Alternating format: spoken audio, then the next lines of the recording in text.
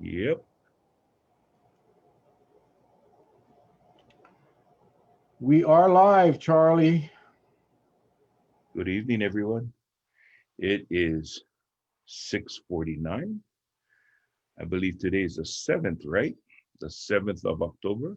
Is it? Yes, it, It's the 7th of October at 6:49 p.m. We'd like to say aloha. Welcome to you all. Thank you for joining us tonight. If you are on this right now, we are going to ask you kindly if you can go ahead and share this. We have 31 of you on line with us right now. That if we can please go ahead and share as we normally do. We will be doing a COVID discussion surrounding, okay, surrounding some of the events that have taken place within the last day and a half or so. We would like to extend, both Mel and I would like to extend a debt of gratitude to Hawaii's own Lee Cataluna for doing an article on our Monday show, which we featured our beloved mayor, Derek Kawakami, and she did a little write up on us as well. And we like to say mahalo if she's watching. Mahalo very, very much. Also, like to extend a great big mahalo to all of you for tuning in every night that we're on the air. Thank you so much. aloha, everybody. Wha- What a day! What a day! Today, yeah, thanks, Lee Cataluna, old friend. I had my first acting job, believe it or not, was with Lee Cataluna Hawaii Five. many I years ago. remember. I remember. It was a Hawaii 5-0. No, it was not, man. It was not. Oh, I'm sorry. Hawaii 6-0. It was back in probably 1985, 86, somewhere around there. Oh, We acted in a play together. It was called mhm. The 12 Marias. And I played a role of a police officer. It was a non-speaking part, I think. I arrested somebody though. Anyway, we had a lot of fun. And then Lee, at the time, um, she's so talented. She's a writer. She's a producer. She does it all. But anyway, she asked me if I would help her make a comedy video. So she wrote all the skits, and it was a project. It took a while, but we went all over the island and videotaped these extremely hilarious skits. It was hilarious. And then she became famous. I think she went on to become a newscaster or whatever it was. And wherever she went, didn't allow her to produce the video. So the video is in somebody's archives. I don't know where it is, but I still think if she produces that, she and I will be rich. We'll be very rich. But I don't know where the heck that original. She wrote the screenplay. She did it all. And Bruce Smalling, if I remember correctly, was the videographer and the editor. And it was so funny. But anyway, so Lee, thank you. I know she's watching or she will be watching. Thank you for that experience, and thank you for that article again. That was awesome. Awesome, awesome. Also want to thank Addison Bulasan, Dr. Addison Bulasan, who had us on. Charlie, that was our first speaking engagement, being invited to speak on a show Yes. today at 4:30. It was awesome, man. Thank you, Addison, for allowing us sharing our story to your viewers. And it was fun. It was fun, and go right into what we do, inform and educate. It was great. Thanks, Addison. Appreciate appreciate that. Yep. So, where the hell do we start, Charlie? Where the hell do we start? It's Oh, let's started off a hell of a good day. It was a great day this morning. yeah. Let's start at the beginning. Okay. Let's start at the beginning. Yes. Dr. So Fauci, yeah, 7 a.m. Anthony Fauci. Uh, just to summarize, for those of you who didn't have a chance, and again, we want to talk about topics tonight. We to let you know right up front, I'm going to do a disclaimer. We have no guests tonight because we wanted to leave it open for discussion. because we think it's important. Because there are some things that came out of it all, and some people are a little confused, and they've asked us to explain what we thought about it. So we're gonna do that to the best of our ability. And but what you saw, some of you may have seen on the KHON News or any of the news organization, they took part of the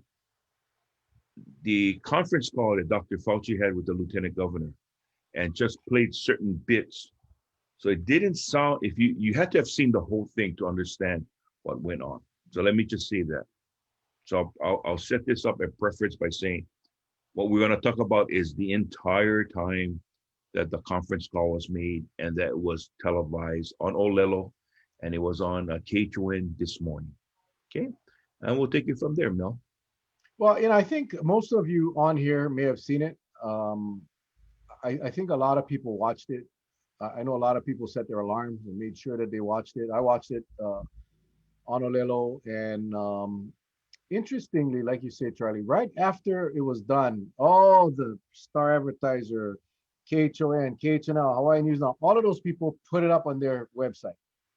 And all, when they put up their little stories on the website, there's a video and then there's a story. Interestingly, all of them, and I haven't checked it, I checked it this morning, probably at about 9 o'clock or 9:30. Every single one of them left out the most important comment that Dr. Fauci had. You got to understand that this was the lieutenant governor trying to get Dr. Fauci to basically endorse the one test system. But Dr. Fauci was very careful. As if you know Dr. Fauci, he does not. He's an ethical guy. He believes in the medical, his medical ethics, and he's not going to lie. Or he's not going to slant anything for anybody. I mean, including the president of the United States. He's going to give you his medical opinion on what the issue at hand is. And I was very proud of him today because he knew what was being done. But when the lieutenant governor asked him straight up about the pre-test and one test, he was straight. He said, I cannot give you that answer. I cannot, because there's so many things going on. But the part that everybody decided to leave out, all of the media, even the tonight's news, I watched the 6 o'clock news, they conveniently left out the most important comment that Dr. Fauci made, and that was a pre-test given to a traveler 72 hours prior to departure. If that is the only thing you do, it is simply not enough. That's what he said. And if you saw Lieutenant Governor Josh Green's face at that moment, it was something to see. If you haven't watched it, go watch the replay. So Lieutenant Governor is trying to get him to, all of a sudden, Lieutenant Governor said that, he had proposed the surveillance testing and that utilizing tests for college kids returning from school, frontline workers, nurses, schools. He never said that before. It was very simple. In the Lieutenant Governor's mind, it was one pre-test, 72 hours before departure, and that was it. And then the people started making noise. And then he said, we'll take a look at maybe some surveillance testing of 10% of the visitors. But today it was completely different. It was, oh no, he's telling Fauci about how, he proposed the second tests. And bottom line is this: Fauci was very careful. And he was very professional. And he said it's a very dangerous virus. That in fact we gotta be careful. That there is an opportunity for us to open up, but it has to be done in a gradual, safe, and responsible manner. And all three of those things is not being proposed. It's not gradual. It's not safe. And of course, the media painted a little different picture, like it was okay. So anyway, I just thought you guys if you haven't watched it, you got to watch it. I think it's like 31 minutes into the interview is when he makes that comment, 30 minutes or so. But watch the whole thing because you'll be flabbergasted at what happened. If you go back to June of this year, the lieutenant governor did make a statement about surveillance testing. He did make a statement. I was given that information by my son who researched it for me. But remember now, he made that statement when pre-testing was not even considered back in June because they wanted to look for a way to test people, travelers arriving to the islands. So he proposed a surveillance testing back then when there was no pre-test brought up. When the pre-test was brought into play, the surveillance test went away because they were headstrong on going with just one test, pre-test 72 hours. Okay. So I want to be fair to the lieutenant governor, but yet he is wrong because the part that was very important, as Mel said, was that Dr. Fauci said, one test is not enough. Then he went even as far as to say, because he was under the impression, because he said, I know what you're thinking. It's on the tip of your tongue, talking about a 14-day quarantine. But we all know that wasn't it. But he said, but if you want to ask, I'm going to tell you right now, test, test, test. Yes, testing. If you had to do it, you want to take a test after arrival. Then if Of not, everybody. of Of everybody. everybody. Then he said, then the next option to that would be a surveillance test. That would be the next option to that. The third option to that was go back to your 14-day quarantine. He made it known in the three specific steps. If you can't do the first one, you can do the second one. You can't do the second one, you do the third one. Okay? But he didn't go and jump right in and said, pre-testing is enough. He didn't say that. He didn't go into and say, no, surveillance testing is the best out of all. He didn't say that either. He made it perfectly clear. You would want another test, period. And then he went down by steps. That's what he said. So needless to say, through the coconut wireless, we heard everybody jumping for joy because now you have a medical professional as distinguished as he is. He is now confirming all the medical doctors as well as virologists, epidemiologists, anybody to do that came up on our show or did an article that says we need another test. He basically validated what they said. And that's why I said last night with Dr. Dewu, I mean, not last night, but the night we brought on Monday night, we brought on the mayor. The lieutenant governor is doubling down on everything. He has a lot to lose. And I was trying to be compassionate by saying, this is what you got to lose. Okay. If you're right, Lieutenant Governor, that means that everybody in the universe that thinks two tests is needed, they're wrong. And you would have been higher than Dr. Fauci at this point. But if you are wrong in what you're saying, not only is your political career in jeopardy, but also your medical career, because now you are quoting something that you feel so strong and yet you're so wrong. I mean, I'm just thinking from a patient's standpoint. How well will somebody actually take the position of having you treat them? I mean, I'm just curious. This is a question that is it's big to be asked, and so I'm saying it. You know, Dr. Fauci, honestly, they need Dr. Fauci for me. And I think Charlie, we both very comfortable with our guests that we've had on the show. I mean, golly, I mean, there was never any doubt. Fauci just, I know somebody posted that we should feel validated. You know, I'm not the doctor. I'm not the doctor that made that observation. It was all of our doctors that, you know, Dr. O'Carroll, Chong Hansen, Schwartz, Alderetti, Evslin, Dr. Dr. Tripkovsky, all of them that have been saying this, that have been beating the same drum. I feel vindication, validation for them. because I mean, they convinced me. Early on, I mean, you open to all these different viewpoints, but it was very clear, Charlie, from months ago that everyone was on the same page. Every single medical professional, except for the lieutenant governor, was on the same page. So yeah, to hear Fauci come on today and basically validate all of them, I'm very happy for them. Um, I'm not a doctor, so my opinion is a layman's opinion. It ain't based on no medical uh, experience that I have. No, it's based on facts and research that we do with our doctors. So I'm so happy for our doctor friends that stuck their necks out on the line for the betterment of the state, only to be told today or confirmed by Dr. Fauci that absolutely. Dr. Fauci talked about two things. Number one, he said the White House, everybody gets tested before they go in the White. Everybody gets tested. They get a $5 test. It's a 15-minute test. It's not of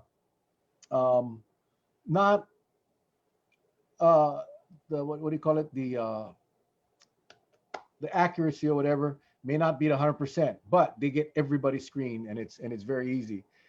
Something like that is basically what he recommended for everybody that comes to But Hawaii. do you know why he said to go that route?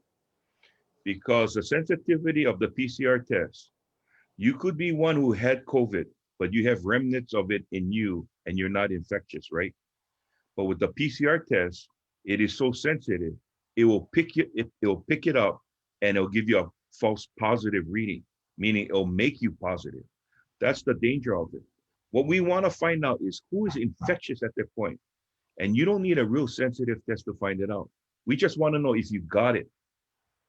Because if you Mhm. got it, then we isolate you. That's when you go through that isolation period of whether or not it's going to develop or not. We just, that's all we want to know. And the other thing that, and this is another very important point that I think we all uh, can appreciate. He said, no matter what we do, people are gonna slip through the cracks. Of course, nothing is 100%. He said the key is to make sure that we do everything possible to prevent that positive slip through the opportunity to spread, which means you got to test, and means you got to contact trace. You got to have that programs in place to make sure we don't get a spike because someone slipped through the crack. Now, by a show of hands, how many of you have absolutely 100% total confidence in our contact tracing program? Raise your hand. How many of you have absolutely 100% confidence in our testing program? I don't know if you saw my post about are we testing enough? Is your state testing enough? Hawaii, not even up to par, not even up to standard. We're not testing enough. We all know the horrific details of the contact tracing. We know even as we speak, we have people that have been tested positive and haven't been contacted by the Department of Health. We know that. So we don't have the infrastructure in place to lock down this virus should we get an outbreak. And that is why I am so concerned. And I think Fauci said that to make a point that you guys got to get your stuff together, because if you let 5 or 6 or 7 people through and we don't have the ability to isolate them and contact them, because remember now, they ain't going to be on quarantine. They will not be in quarantine. C'est la vie. They're gone, they're spreading, and now we got to deal with it. Do we have the ability to track them down? No, we don't. We got an app that basically took it from a paper to a phone. Absolutely no tracking mechanism, no truth mechanism. You could lie on that thing and get right through. And they take pride in all of these crappy stuff that to me is not going to do the job. So the only real thing we can do is test everybody 3 or 4 days after their arrival. I mean that I This believe is is the this, only thing we got to do. this is what's bad about what the lieutenant governor wants with the surveillance test. Okay. And then we're going to talk about opt out because I see a lot of questions about opting out. Just remember one thing. If they do surveillance testing, at the end of the day, the person still can refuse to take the test. Okay. So say I am walking through the airport and it said, sir, you've been selected for surveillance testing. I Me personally, I will take offense to that and said, wait, I already took my 72-hour test. Why are you pulling me on the side? Why are you not pulling anybody else on the side? Why are you pulling me? So now you're profiling. You're doing something that is illegal. You are picking me out of the crowd to subject me to a test.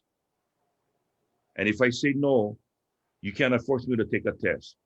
There goes your surveillance testing down the toilet. Unless you make it mandatory, okay?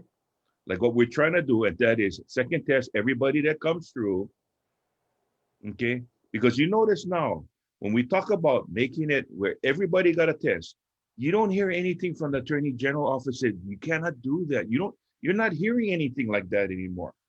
What you are hearing is, we don't have enough tests to do the test.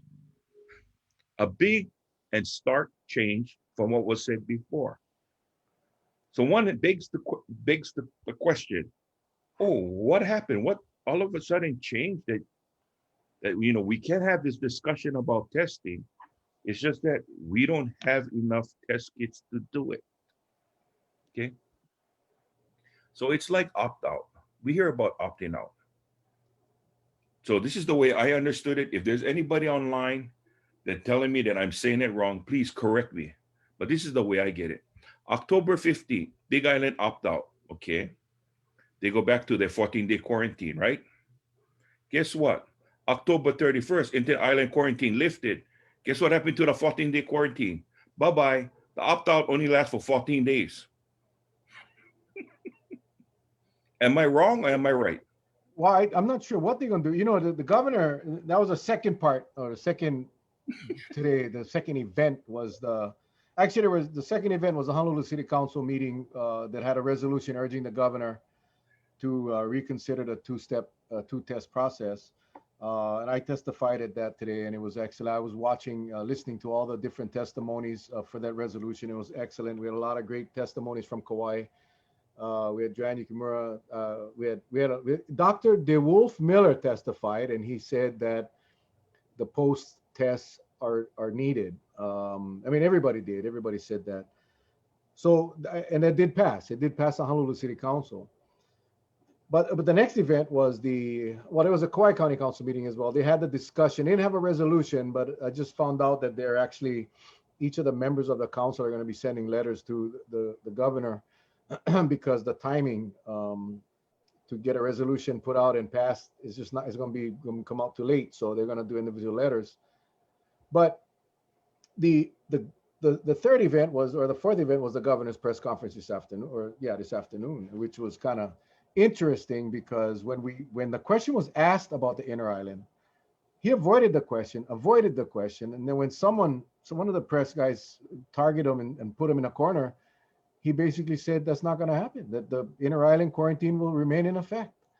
And the reason he said because of the cases that are going on, he wants to protect our people on the outer islands from potential transfer of virus from Honolulu.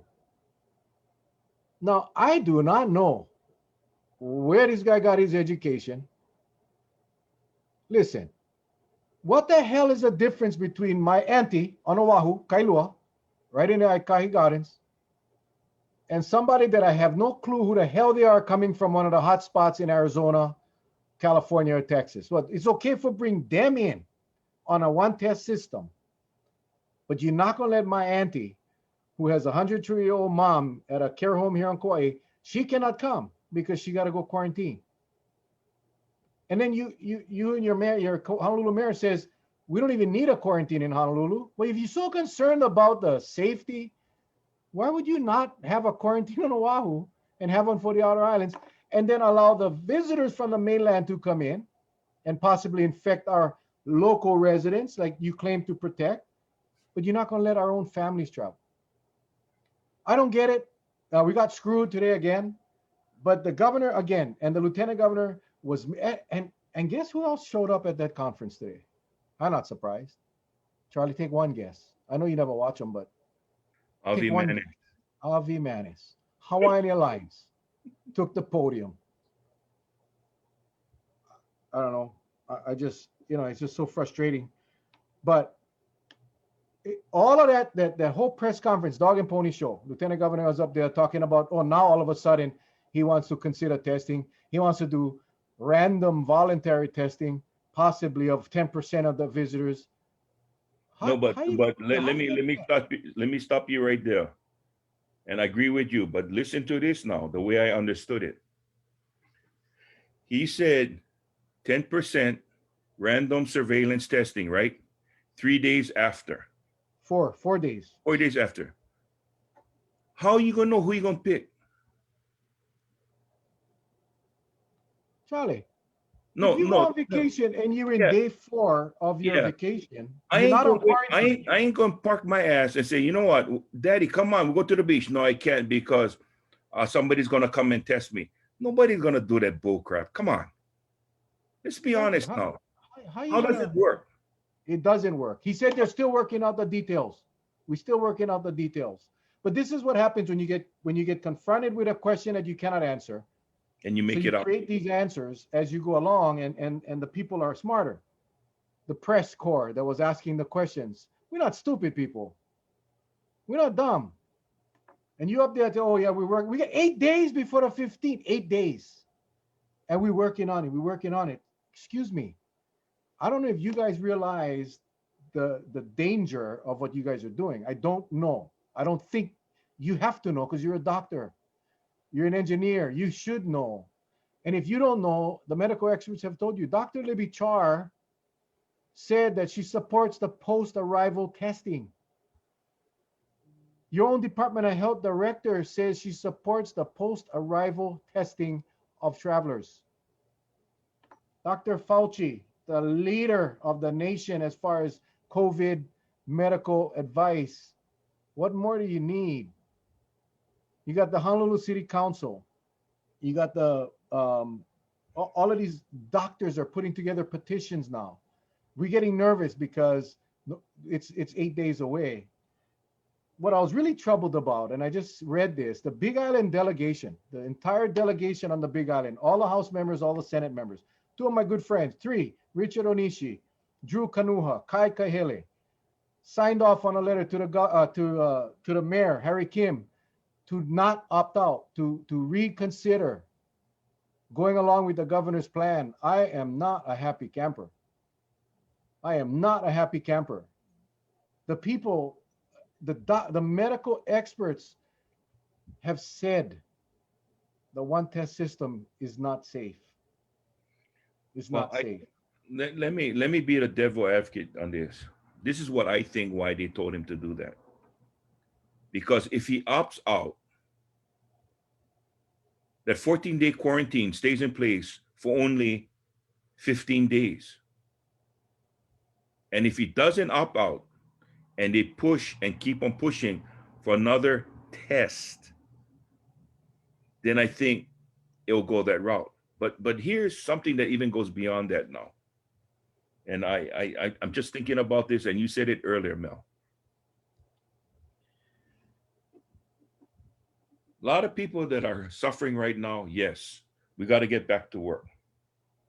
But here's something that you should look beyond the big picture.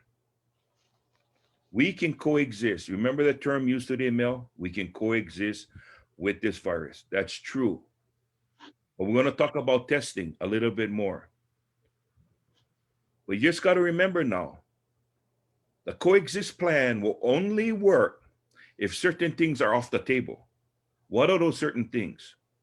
Those certain things is like the threshold number that will take you into another shutdown. You reach that number, you cannot coexist already. They're going to shut this state down. That's why when you're short-sighted and you only look at, I got to work, I got to work, I got to work. I know you got to work, but you got to look at what's going to trigger another shutdown so you're not going to work. Nobody is addressing that right now. Well, Nobody is addressing that. Dr. O'Carroll and Dr. Chong Hansen both said, you go forward with this plan, expect the next shutdown December, January, gone, big one, because it's going to happen. And by the way, those Dr. O'Carroll and Dr. Chong Hansen will be on the show tomorrow night along with Councilmember Tommy Waters to discuss today's resolution at the City Council.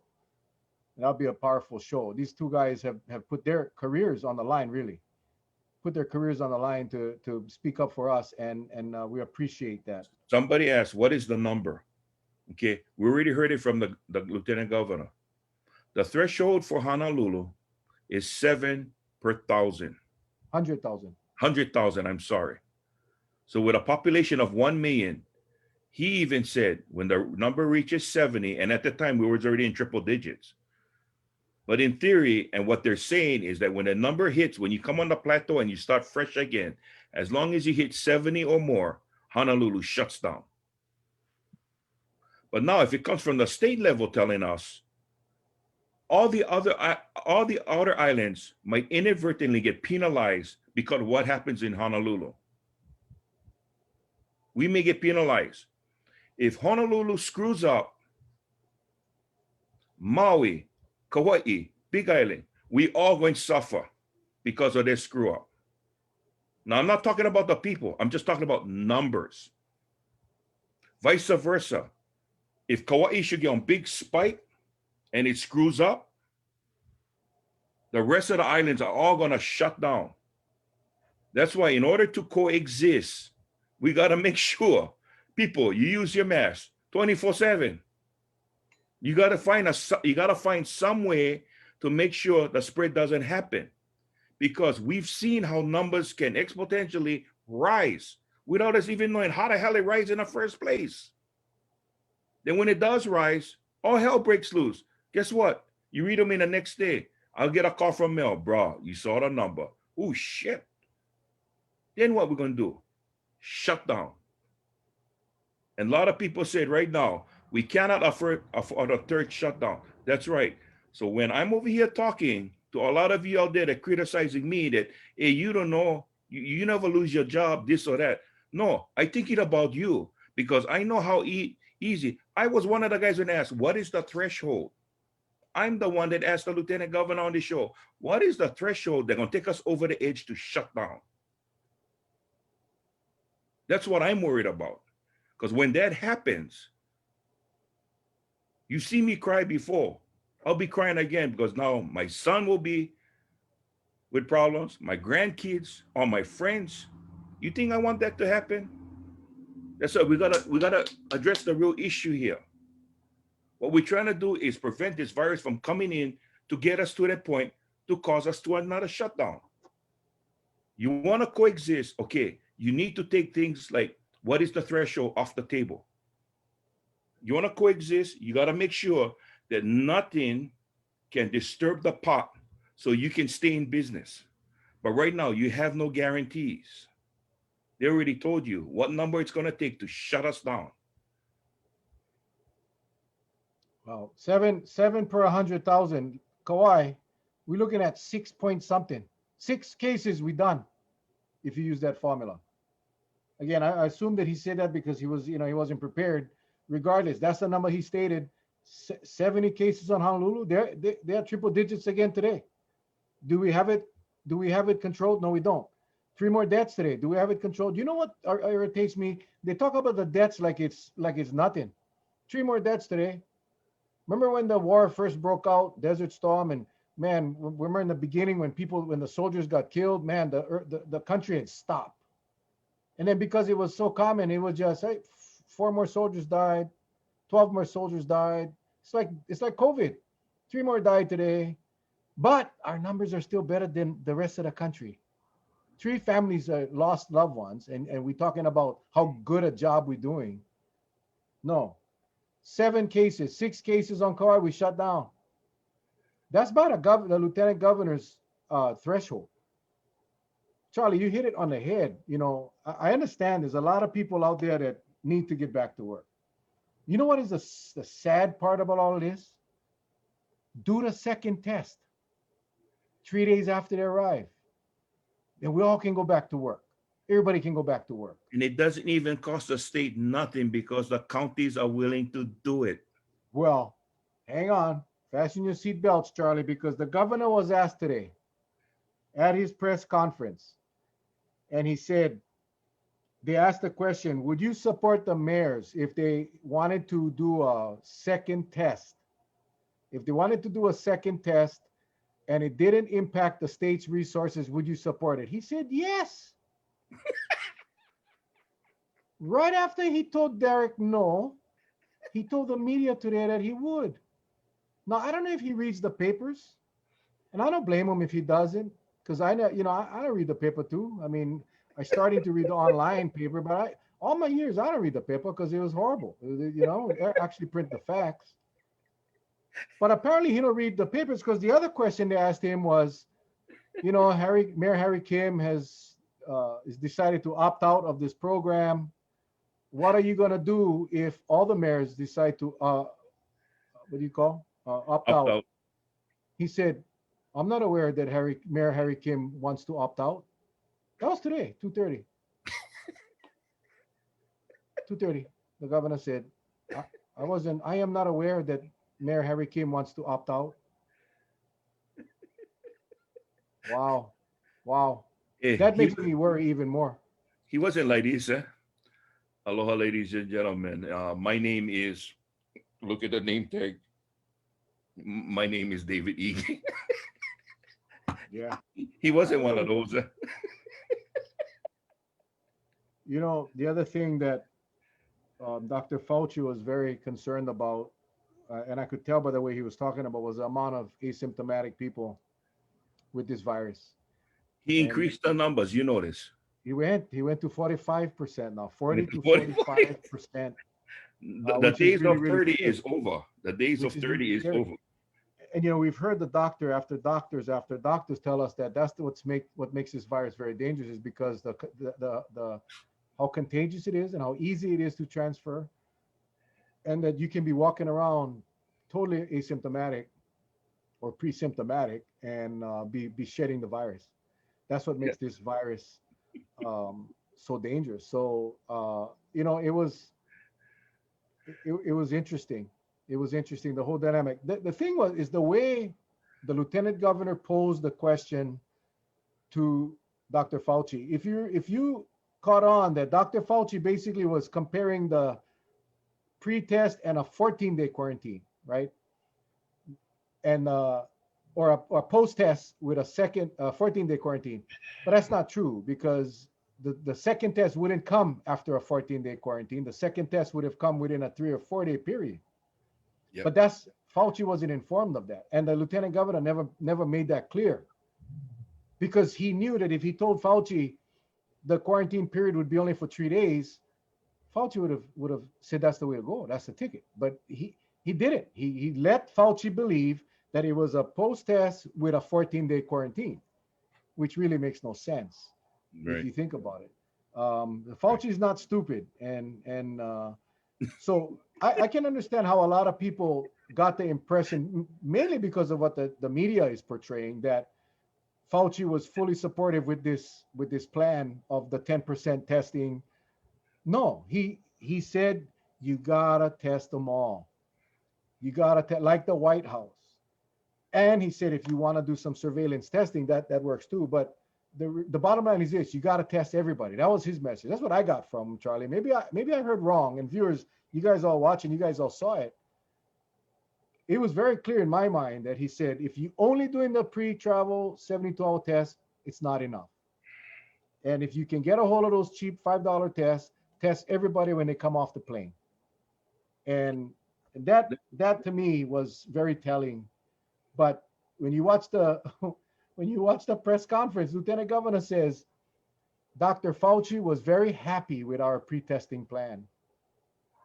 Um, Maybe I watched a wrong Fauci interview. Maybe get two out there.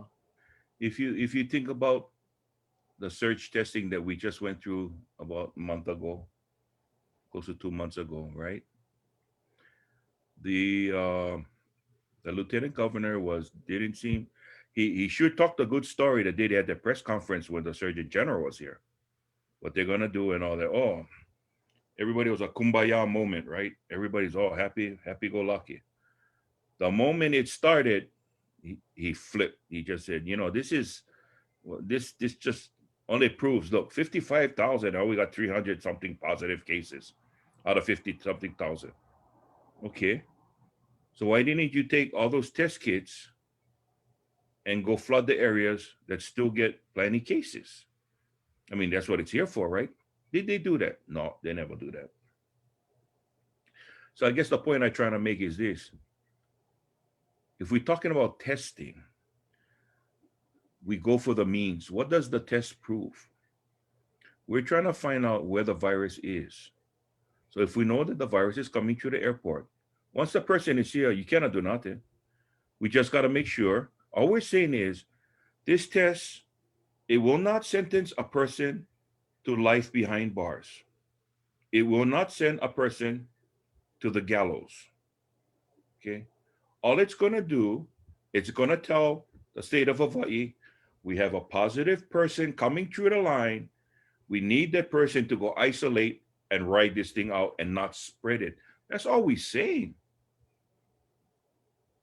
But now they're turning this thing is like it's on conspiracy that, we're trying to shut down the economy and blah, blah, blah. No, we're just saying you guys is the one that will show us that you guys don't know how to play chase master.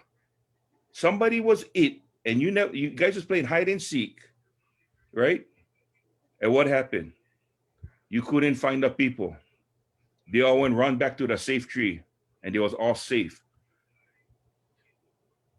Hawaii's contact tracing program, if there was more confidence and if you guys did the job right, then we wouldn't have a problem. We can say, yeah, we can handle anything.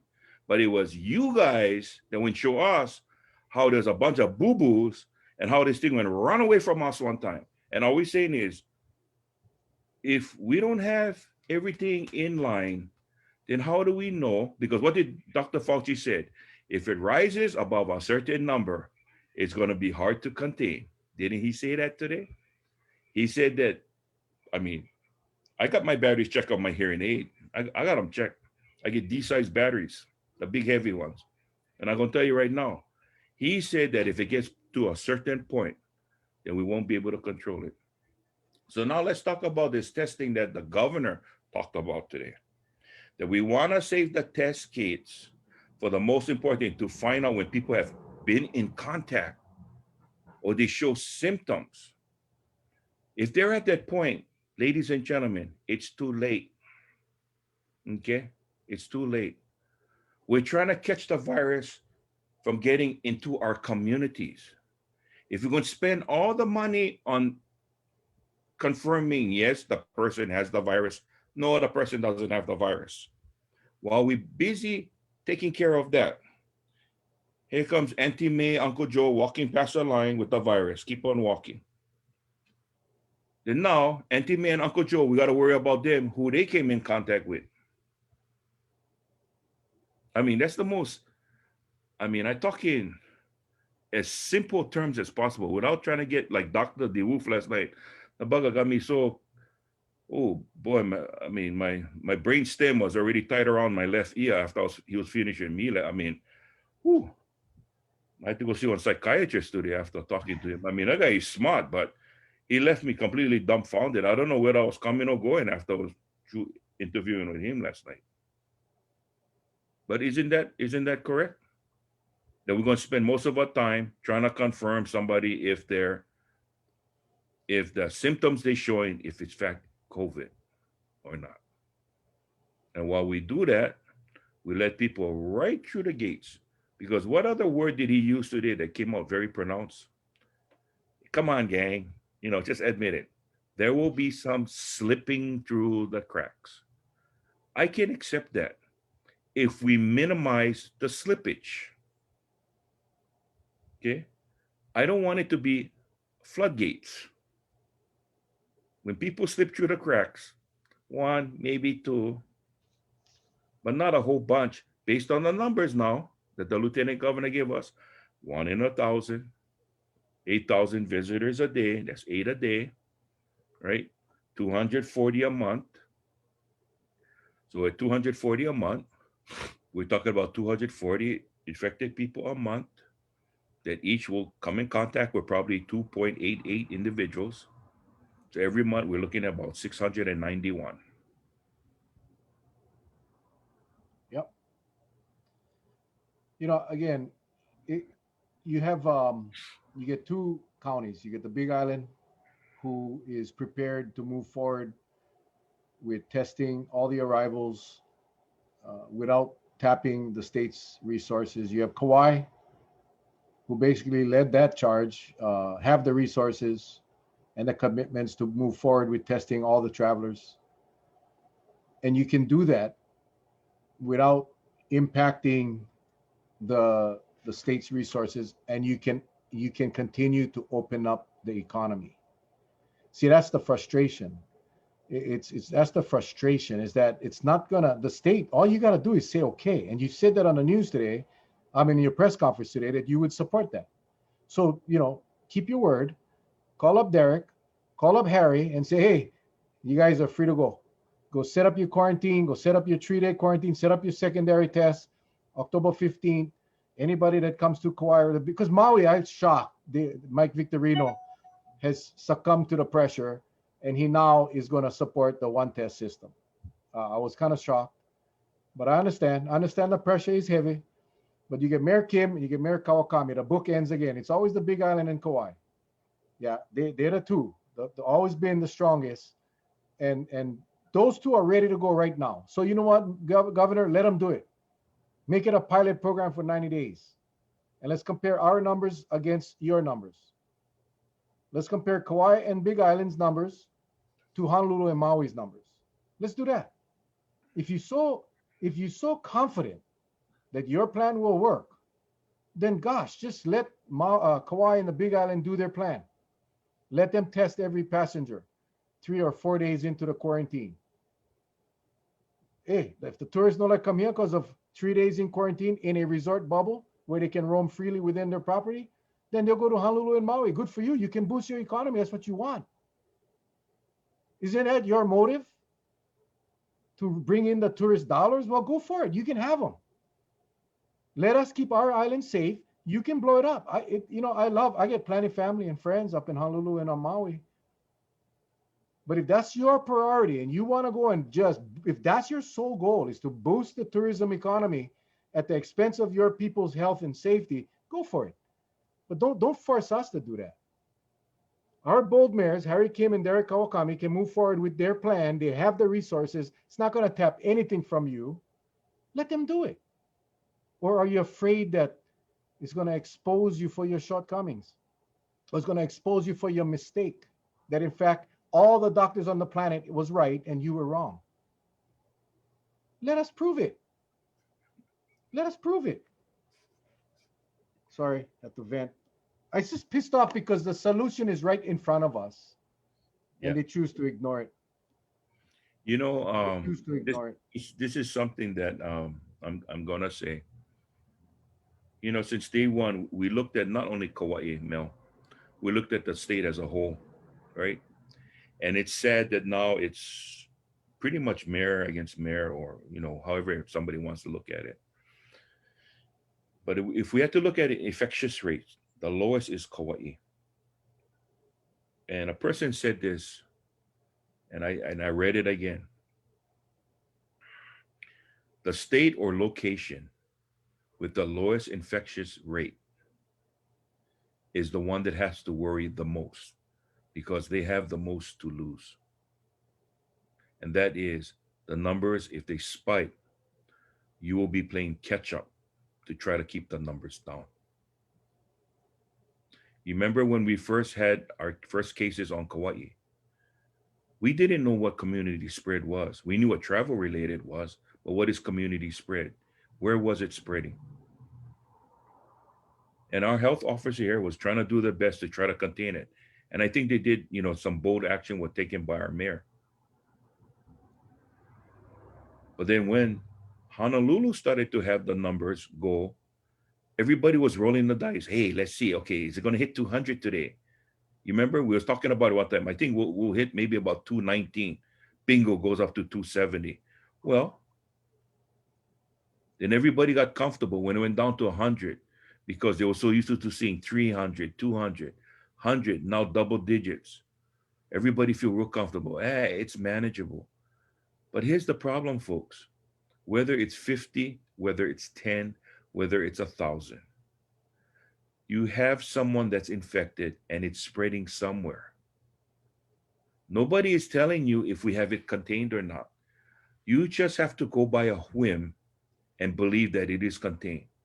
I don't know if it's contained. You don't know if it's contained. Nobody knows if it's contained. But for all you know, the person that you're standing next to you, may be infected.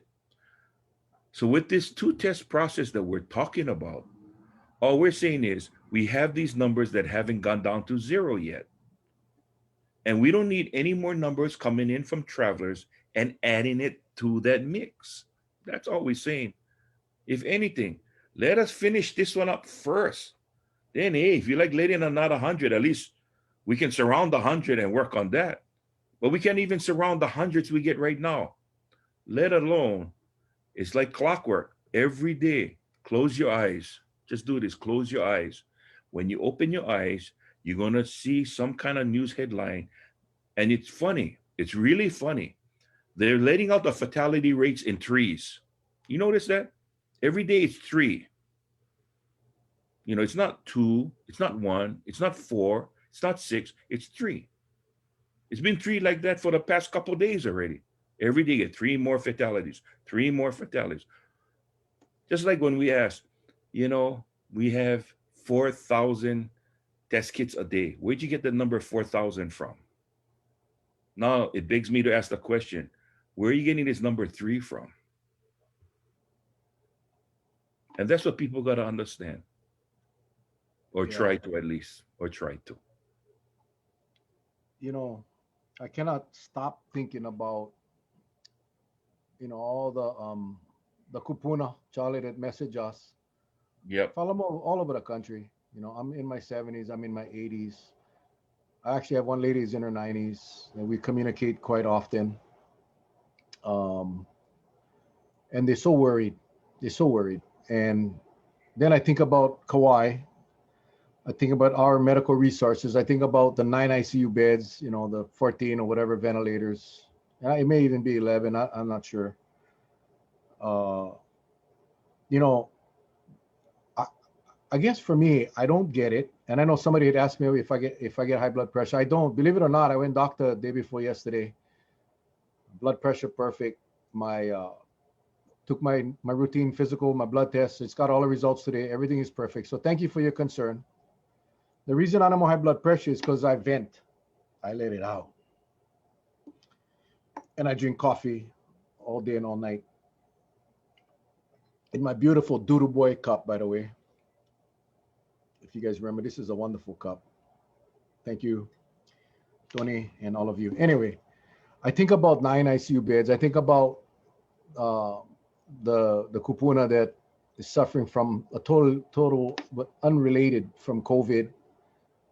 Uh, that gets called and the ambulance takes them in and needs to have an ICU bed. And oops, sorry, our ICU beds are full because we get 9 patients, 7 of them visitors, and we got to put you in a air ambulance and get you to Oahu as soon as possible.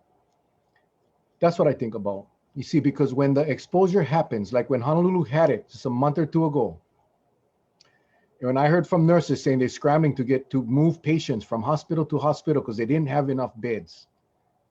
I know I'm not the only one that knows this. I know that all of the Department of Health knows this. I know all of the leaders and decision makers know this. All of the times I've been called by people who said, Mel, my sister, my cousin, my auntie got COVID. Nobody from the Department of Health had called.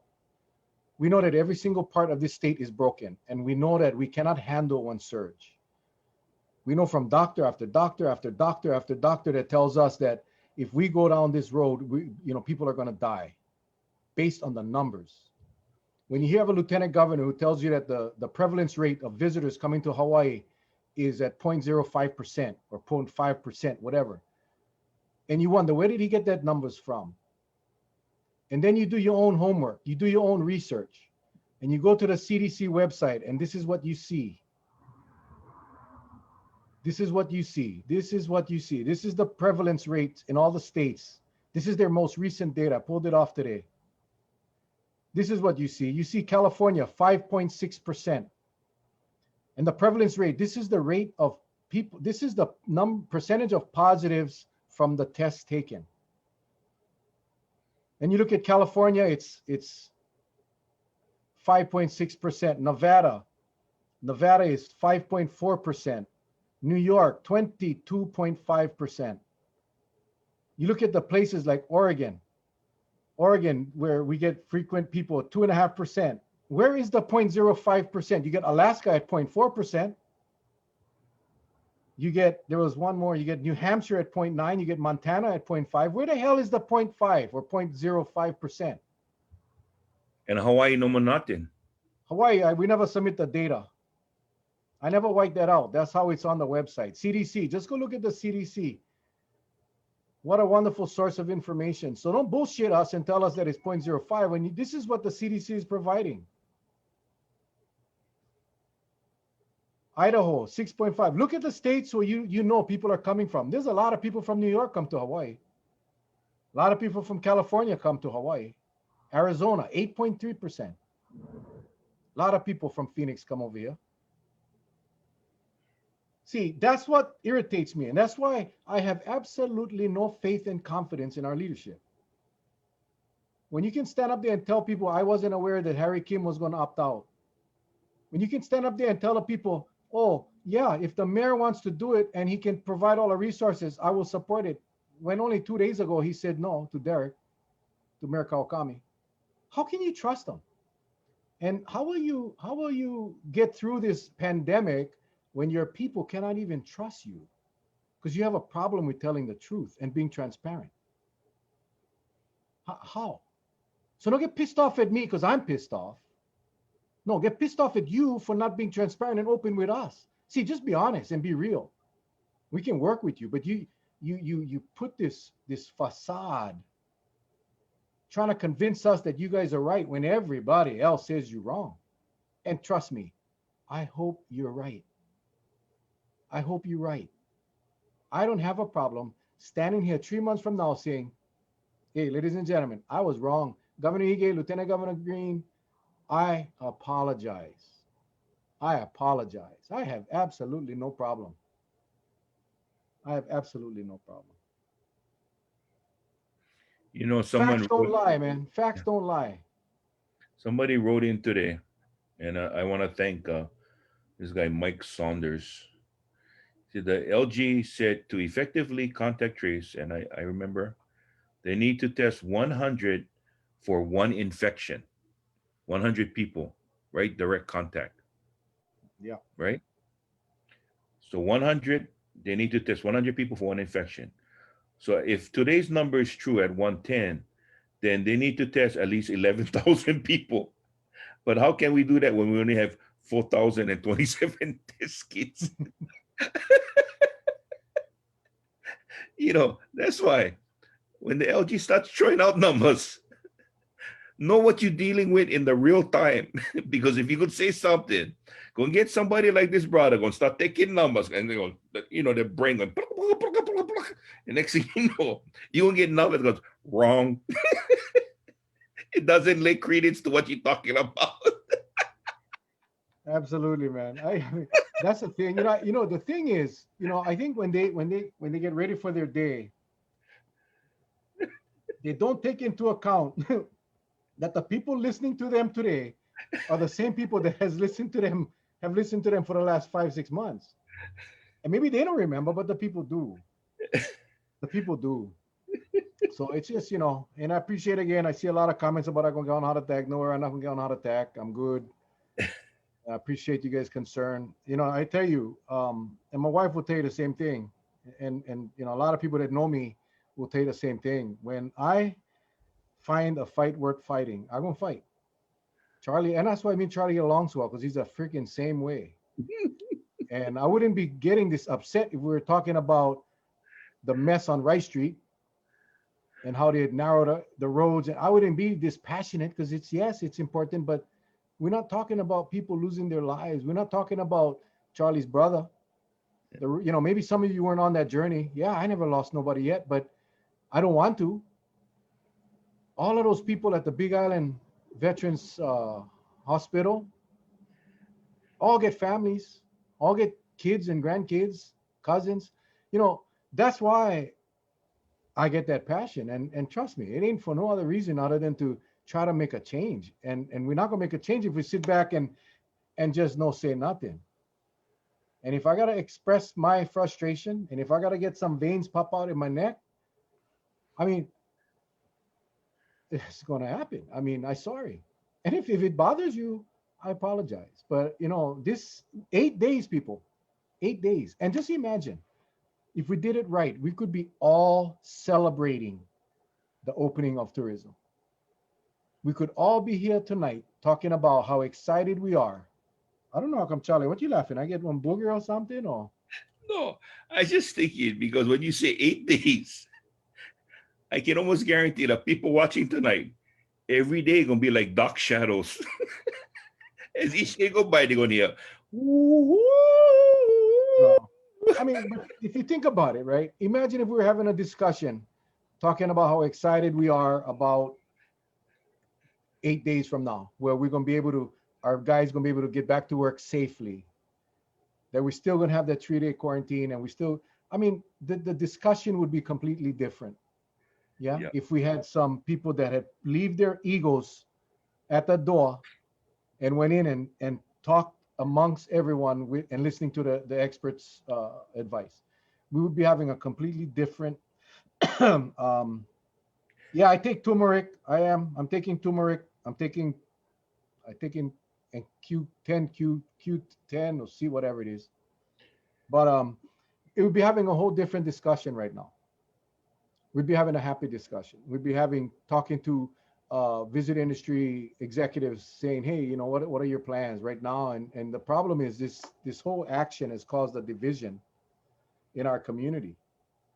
Um, and that's the scary part. I wish we were discussing something else. well, folks, just remember one thing. I don't know about you, but I made this mistake once. Never put a bag of turmeric next to a bag of hot mustard, Chinese hot mustard. You will be sorry. Some people saying, Uncle Mel, he's so serious, and Charlie, you'd say cracking up. I'll tell you the reason why. Because everything we're telling you folks tonight is getting so frustrated. And we know, I mean, that's one thing about ex-policemen. You get to that point like, come here, you damn fool. You're under arrest. And when somebody like resists, there's things you can and cannot do. And right now, you feel helpless because, like Mel said, the answer is right in front of their eyeballs. But someone told us one time, you know what? This administration, if the answer is too easy, they don't can comprehend. Okay. And then I said, okay, if that's true, but if they cannot comprehend when it's easy, then what the hell are they gonna do when it's hard? Right? What the hell are they gonna do if the answer is hard? So I would like them to do something. Today I heard a person say, you know what? It's your job to do this. It's your job to do that. Yes, it is. But we're not the one putting up the dam. We're not the one putting up the gates or putting on the brakes of this whole thing. It's not us. We over here coming in with so much suggestions and always saying, and I learned this from way when I first moved to Kauai and I ran a security operation at one of the resorts. I said, you know what, we're gonna try it. If it doesn't work, we abort, go back to the beginning, and we try something else. Okay? Because right now, something is better than nothing. And right now we have nothing. So just try something for crying out loud. I mean, is that too much to ask for? The people are asking for this because they are truly worried about their health and safety. That's it. We don't make money off of this. If we go to a second test, the company that has the test kits doesn't belong to Charlie Iona or Mel Raposo. We make zero. Just like this show, we make zero. But we want people to be safe. Is that so bad? Is that so bad that we're trying to keep people safe? Because if I felt we are doing a great injustice, I call it quits tonight. I'll call it quits tonight. but I think we are making an impact. Okay, we are reaching people. We need people to band together and do what is possible. So, like I said before, we can coexist with this virus. For many of you out there that says, you know what, it's all around us, just learn to live with it. Hey, sure, no problem. I'm with you, man. But the powers may be when they get that knee-jerk reaction and decide to shut everything down. Then what you gonna talk? Easy for talk big, but we've seen it twice already. And here's the funniest thing about this whole thing: the new head of the health department that does the contact tracing program said, with the recent information release, is they needed to release the information to show all of us that they're doing something, which is good, because the right information needs to get into the hands of those decision makers. What that tells me is that all the information before basically caused a shutdown for nothing. Twice. We had shutdowns for no reason at all.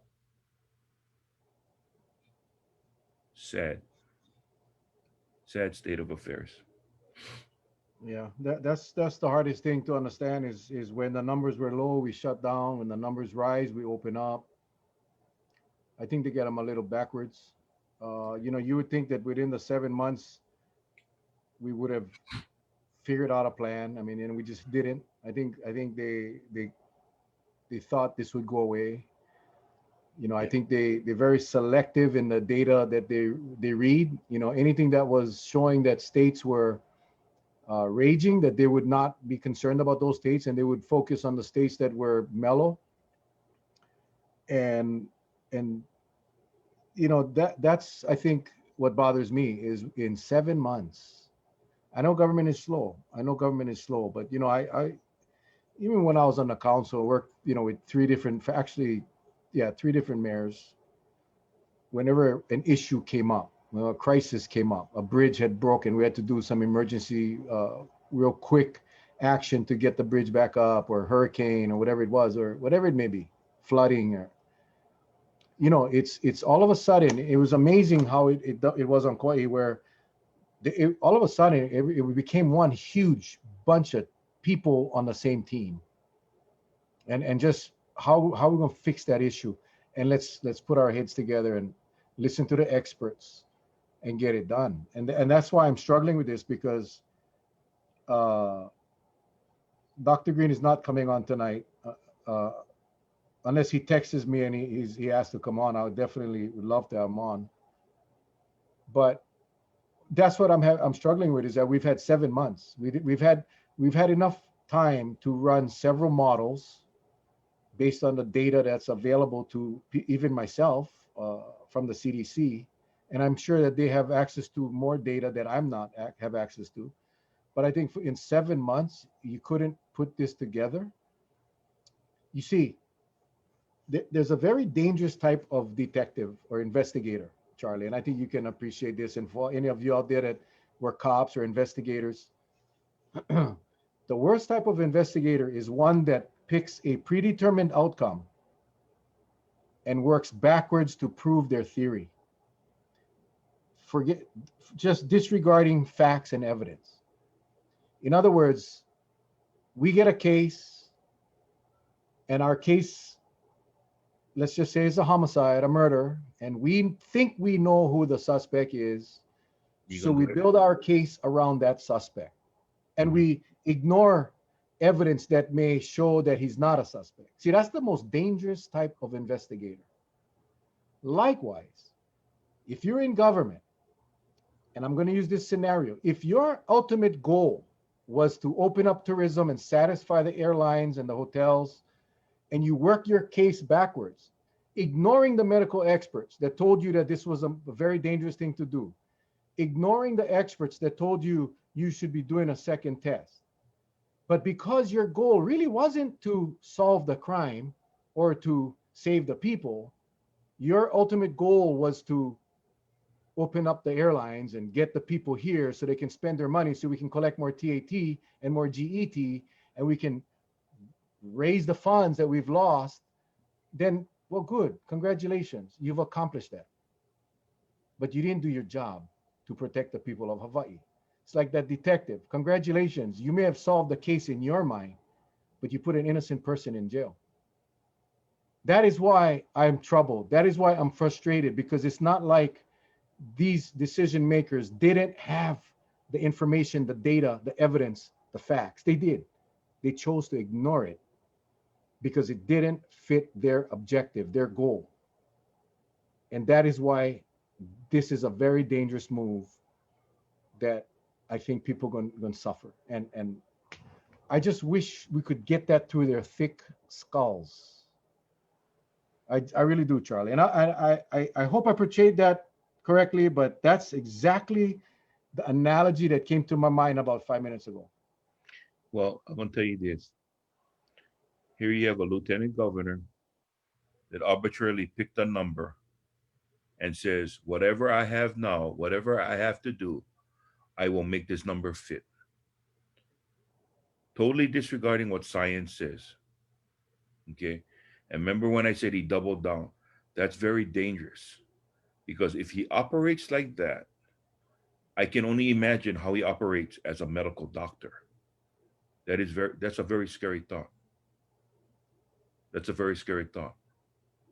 Because you might just come up into a situation and you think that, man, this med I'm gonna give you does it all, without even looking at the person's medical chart, saying whether he's allergic to this type of med, this type of med, this type of med. That's why they ask you, what are you allergic to? Because they don't want to give you medication that's going to cause an allergic reaction, right? But if he's going to double down like this, I think you've said it before, Tom. We would love to have the numbers so we can look at it and say, yeah, because folks, one thing I know about my partner on that other screen, and he's like me. If you give us a reason to buy in and you show us that it's a viable plan and it will work, you have the two largest supporters on your side to make that work. But I'm going to tell you right now, we have never had anything to show support for a simple one test system. And see, this is the real simplest way you can think about this. Ask yourself, in the state of Hawaii, how did the virus get here? Just ask yourself the simple question. Did Because it you come never by wear your boat? mask, Charlie, because you never wear your mask. Okay, yeah, I know I never That wear my maybe, mask. that's right. So if I wore my mask, if I wore my mask, the virus that came over us actually came from California, it would have stayed in California. Is that what you're saying? Right, right. Yes, because see, before the virus got on that plane, it would have, if they knew that Charlie Ono was wearing your mask, they would have stayed in California. Yeah. The virus, not the person, but the virus. Hmm. That's how smart this virus is. Yeah, Right. that's just kind of the way it is, man. So Uh, now that's what everybody needs to think about. How did the virus get here? We can go on for hours to say, well, when the virus got here, I know today on the show at Addison, we talked about what makes us different when we ask the questions. A contact tracer may ask, hi, Mr. Raposo. Okay, you tested positive. This is what I need to find out. Okay. Who did you come in contact with? And say he doesn't remember. I may then go ask him a question. Okay. Where's the last place you visited? Oh, I went to this restaurant. Okay. How was it? Make small talk. Do you know the regulars at the restaurant? Do you go to the restaurant every time? Yeah. Well, you are regular there, and who goes there all the time? Then he starts naming off people. Then he'll go, hey, by the way, yeah, uh, Charlie was there. You say certain things to juggle their memory because you're gonna have to do that. How many contact tracers you know going to spend the time to really work the case? Really work the case. Now we're just talking about one case. Right now we get 1,700. At one time we had a couple thousand, and they would eliminate between September 25th and 26th, then eliminate what 4,000 something cases. Boosh, buggers will disappear. That's the kind of stuff they got to go through. So all we're suggesting is, hey, instead of going through all that headache, why don't we put a preventative measure? Okay, it's just like a dam. You know the dam is ready to burst. What do? You let out water to take pressure off the walls, and you do it systematically. You don't let it all out one time that it's going to flood the city down below. You do it accordingly that you can let water out the dam and take pressure off that wall. That's a preventative measure. When we're talking about two tests, it's just being preventative. You as a doctor, what are you telling us? Make sure you take your flu shot, preventative, so you don't catch the flu. Okay. Why don't you let us take a test just as a preventative measure? Because if nothing happens, no foul, no crime, we stop a virus from coming in, whether we have one coming in or not. At least we know these group of trans-Pacific travelers today were all negative. You're not even letting us do that. Yeah. So I don't know where we go from here. I know a lot of people. What we're gonna do? Can we do a peaceful protest? Can we do? Yeah. I mean, I think there's certain things we can do. I think right now, there's not much more we can do to get the message to the governor and the lieutenant governor. I mean, they've heard it. I mean, they've heard it from doctors. They've heard it from people. They've heard it from our show. They've heard it from many of you, our mailing list. By the way, if you haven't signed up to be on our mailing list, I made it very simple. It's melandcharlie.com, www.melandcharlie.com. Just sign up on there and you'll be on our mailing list. Thank you to all of you that have signed up and have been participating with engaging, using emails and so forth. But what else can we do? And we talk about this every night. Well, obviously we take care of ourselves, right? We wear our masks. A lot of you asking about the mask mandates, and I really respect Derek for saying, to go out and mandate and pass a law. Why we got to do that when we should be doing that anyway? Is there a mandate to brush your teeth every day? No, but you do it because it's safe and it's for your health. Do we do to wipe your coal after you make duru? You got to pass a law for that? No, you just got to do it because that's what hygiene is. No, And it's not different, people. Just wear your mask. But he did say that if it gets to that point, he does not have a problem instituting a mask mandate. So I really respect him for that, giving us a chance to do the right thing.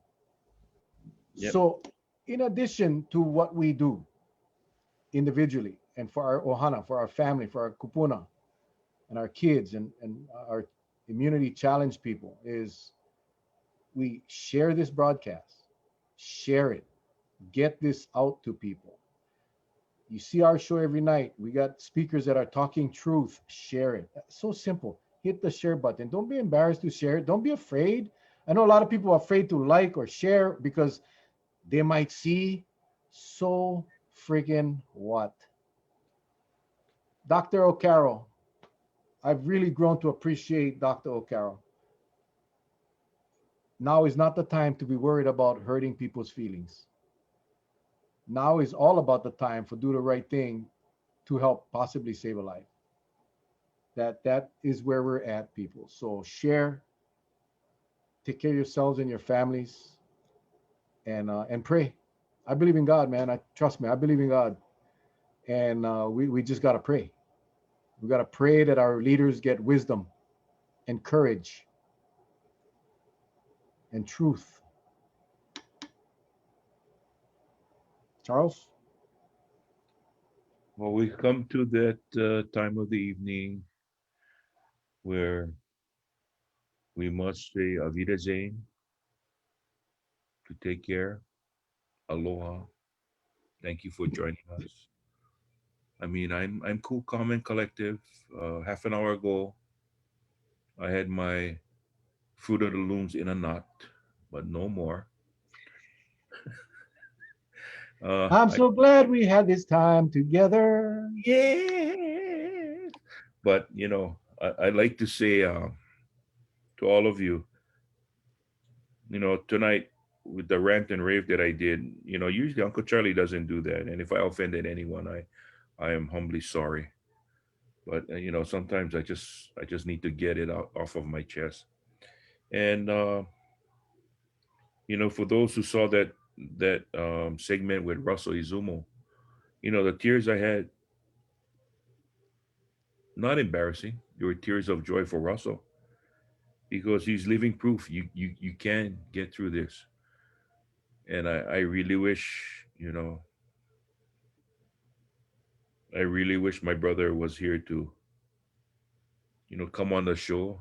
I'm pretty sure he's looking down on me somewhere saying, I love you, brother. You just keep on doing what you're doing. And I do it in his name.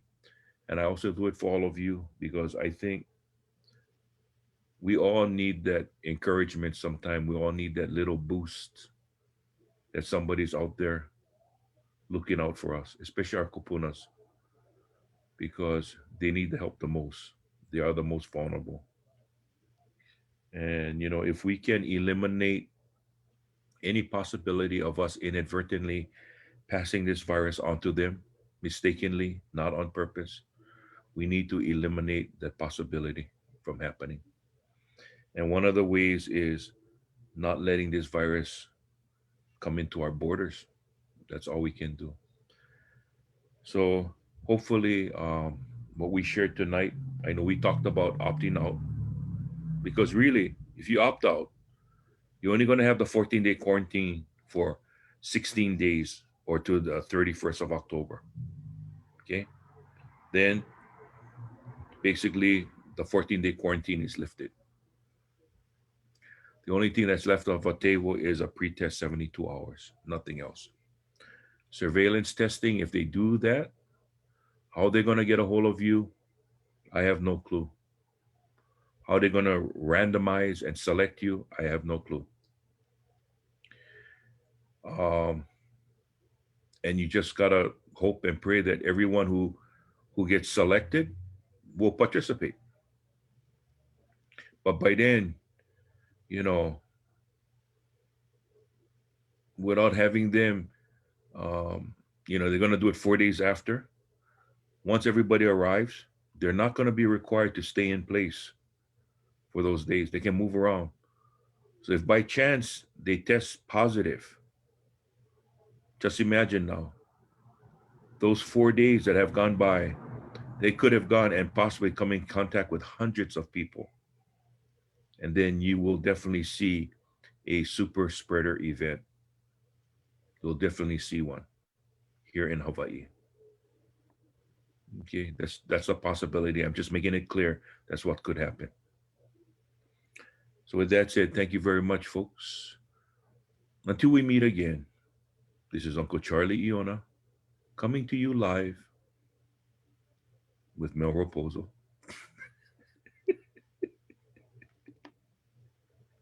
I that was awesome, bro. That was awesome, man. Listen up. Angie, Angie is asking if this is our last show. She's asked like 5 times. Nobody had answered. Yes, it's our last show. For It is our tonight. last show. Yeah. It's our last show for tonight, Angie. Don't worry. until tomorrow night. It's our Until last. tomorrow night. I think about how does this story end, and I don't know where this will go, but I will say this. We get 8 days. We get 8 days to get this governor to allow our mayors the authority to do a second test. I'm not asking the governor to do the second test. We're not the mayor. Our mayor never asked the governor to do the second test. He asked the governor for permission to do the second test using county resources. So we get 8 days, people, 7 now, to try to make that happen. To try to Angie, uh, why did you use the word shit for? um, so we get 7.5 days. We get 7 days, people. We get 1 week to make our voices heard. We get 1 week to contact your legislators, your county council members, your senator, or your senators, depending on what island you're at. We have 1 week. sending emails again. I don't care. You send them 3, 4 times a day, 5 times a day. Uh, we have 1 week, people. 1 week to do a very difficult task. But remember, it's all we asking. Now, for those of you on Oahu and Maui who have basically, your mayors have said, no, we're okay with the one test. I pray for you guys, and maybe there's a change of heart. But for Big Island and Kauai, we still got a shot. I just say, keep those letters, emails, phone calls going. Seriously. Um, people talk about the super ferry, how we stop the super ferry. In this case, we cannot jump in the water and stop this ferry. We cannot go on an airport and block one airplane. So it's going to have to be done this way. And we got to obviously with respect and with class, we do it, right? Don't email them, call them stupid idiots or whatever. Just let them know we are concerned. You represent me. I ask that you represent me at this time and allow our mayor to make the decision for our counties. That's all we got to say. Mhm. So that's it. In addition to what we talked about earlier about the masks and all of it, right? Tomorrow night, folks, we're going to have a council member, Tommy Waters. He's vice chair of City County Honolulu City Council. He is going to be on to talk about the resolution, and we're going to have doctors Dara O'Carroll and Kapono Chong Hansen to discuss the numbers of the plan and see what happens. And that should be a very entertaining and exciting evening. So tomorrow night, 7 o'clock, we will be back. Okay. Aside from that, everybody, you guys stay safe. Well, You guys but be careful. before you go, can I say one last thing? Of course, man. It's been a real pleasure being on tonight, and I just want to say thank you to all the viewers out there. No, this is not our last night, so don't worry, Angie. That was made just for you. Get the flight attendants union people on. Give me the contact people. Give me the Yep. contact of who. I don't even know who the flight attendants union is. Just shoot me the message. Let me know who. Whoever, man. We'll bring them all on. Well, they get Fauci on. I like get everybody on, but it's a matter of trying to get them on. Yep. All right. Okay. So, what the heck? I was gonna say something before we cut off, and I think I forgot. Oh no, you're not suffering from eganitis, eh? No, no. But we'll be back tomorrow night. How's that? Tomorrow night, 7 o'clock. We will be back. Okay. You guys take care. God bless. We love you guys. Stay safe.